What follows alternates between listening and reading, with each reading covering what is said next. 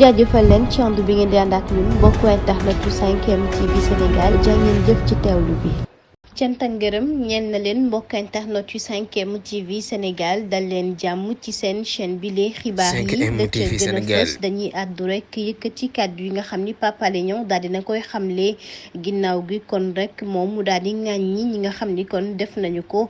gis ni tamit rek kon Ndakaaru ci at mu yees bi la ñu bëggoon mooy rek daal di génne mbiru Ousmane Sonko ca noone wayal ko kon feccal ko waaye tey jilee la mu gis mu ni neexu ko dara waaye tam àndu ci dara ginnaaw ay kilifa yu fare ci nguur gi kon nekk ci plateau télévision yi di fecc ca noonu itam rek ñu gis li nga xam ni noonu lañ doon def nag ca concert Youssou Ndour bile ndax nag leneen la sax bokk na ci moom soxnay njiitu réew mi Macky Sall na nga xam ni noonu la doon defee mu jàpp ni sax loolee kon bokk na ci ab mbégte boo xam ne rek mën nañ ko daal di wax waaye li ñu ñor mooy tey jile kon suñu wàllu démocratie bi nga xam ni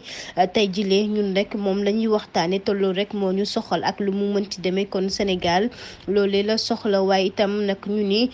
daal du ñuy jaaxle benn yoon ci li nga xam ni tey gis nañu ko ndax ñoom loolu la ñu bëgg te loolu rek la ñu xam muy nag daal di wëyal la nga xam ni mooy rek ay stratégie maanaam dëgg sarax jëm ci seen wet waaye itam ak lu mu mënti doon parti politique yi nga xam ni xam nañ leen file ci réew mi ñu bëggoon ama rek ab investiture jëm ci seen candidat bi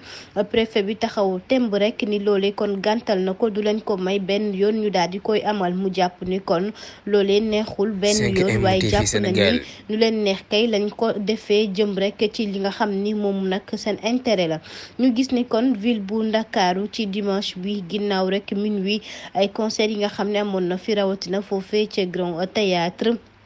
ñu jàppoon ni loolee kon dana rek bokk ci lakk li yaatal dëkk bi waaye tam rek mbiru dem bekk dikk bi ak lu mu mënti demee kon préfet bi mu mel ni loolee moom xawlu ci benn yoon taxawu ci benn yoon moom koy la ko ñorol mooy rek ngir Ousmane Sonko rek buñ ko fi defal benn congrès d'investiture moom mi fare ci kujje gi ak lu mu mënti doon loolee kon ñu ni teg nañu ci seen gët ba tax na gendarmerie kon nag gendarme yi ñoom nekkoon fépp ci réew mi ca noone kon taxaw temb ni coalition bi duñu génn waaye duñu amal meeting duñu am lenn loo xam ne ab yëngu-yëngu la jëm rek ci seen candidat bi nga xam ni moom la ñu daal di samp moom Pape Alé Niang di xamle ni kon file ci Sénégal fukk ak juróom-ñaari millions la ñu daal di nekk rek waaye tax na ni ñun ñëpp taxaw nañu nag ak suñu xol rek na nga xam ni noonu lañ ko bëggee ca noonu jàpp ni réew mi ñun ñoo ko moom te réew mi itam rek kon duñu ko yàq benn yoon la ñuy bëgg kay mooy réew mi rek daal di ñoŋ